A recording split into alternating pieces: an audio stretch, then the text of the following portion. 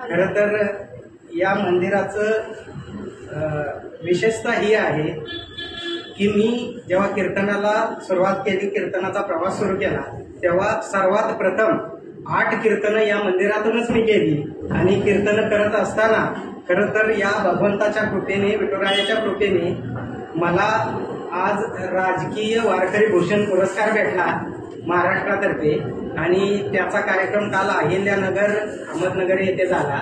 आणि मला या भगवंतामुळं, या वास्तूमुळं मला हा आशीर्वाद विठुरायाने दिला आणि एवढ्या उंचीपर्यंत नेऊन ठेवलं.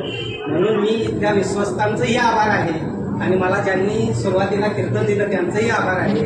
आणि आज संपूर्ण महाराष्ट्रभर कीर्तनकार म्हणून या विठुरायाची कृपा आमच्या संपूर्ण परिवारावर झाली.